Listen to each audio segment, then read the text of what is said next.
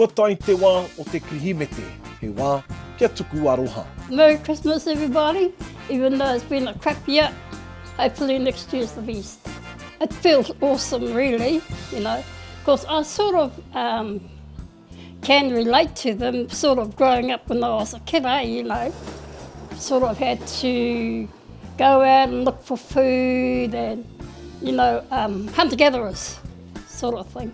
Yeah, so I can sort of relate to how they're going, how they feel.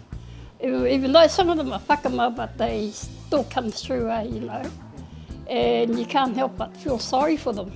O te roa ngātu o tōna oranga, he kaimahi a te ata hini i te hohipera i te papa i oia. I nai nei kua ritaira ia, he pai ki aia te awhina atu i ngā whānau e noho rawa kore ana i roto i tēnei wā o te krihimete. I had just recently retired from the hospital, and one of my friends is working here, and I sort of got bored and I asked if she could hook me up in there. So she did, and yeah, here I am. I've got to like it in there. It's really, really nice. Everybody's a family. E whā ngā uara ka noho tapu ki tēnei o ngā Pākihi, ko ngā ture tiaki tangata me te tai ao, te kore whakawā i te tangata kia ngā kaumahaki, te aroha noa ki te tangata ahakoa kōwai, me te kai tiakitanga a ta whaitia te tangata me ngā rauemi. We don't take statistics or ask questions or anything, so I don't have exact numbers for you, but we know that at least a third of our customer base are Māori that are coming through.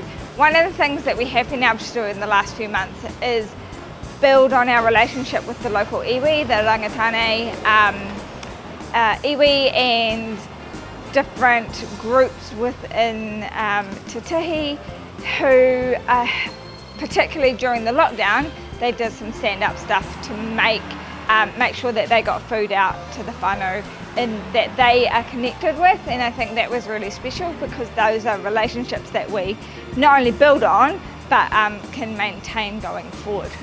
Ko Jason Sullivan, he uri no Ngāti Kahungunu ki te Wairarapa, he kai tuao anō hoki ia. He wā tōna i taia ki JustZilch ki te kimi kai mana, he oi, o tāna, kaori i tino tau ki roto i aia me te kimi kai anake. Nā reira i whakaaro ia, kia whakahoki te tautoko ki a rātau i tautoko i aia. I come down here to get some kai and then I sort of felt a bit stink, so I thought I'd volunteer and help the community out. Since I've been here, I've been inducted to a few places so we can go into with. Helped a lot of people out. There's a really good team in here and everyone helps everyone else out. We all sort of fit in together. Yeah, it's a really good place to work for. Have you seen many Māori and many Pacific Islanders come through this place? Yes, we do. We've actually got quite a few Māori volunteers, and same with Pacific Islanders. Yeah, it is quite a mixture of people. Well, I think COVID has impacted one hell of a lot. Not only just the families, people that are coming here, but the workers that are working here, you know, because they can see them coming in with their children sometimes, and you can't help but send out that aroha to them, you know. And I think it's really, really impacted on a lot of families. Ka aukati ngā tatau o JustZilch hei te rua te kaumāwhā o Hakihia, a ka tūwhera anō hei te tau tītoki. I tēnei wā tonu, he rau maha ngā whānau e noho kore kai ana, e noho rawa kore ana rānei. O te nuinga e kore e whiwhi i ngā mea e hea tiana i tēnei wā.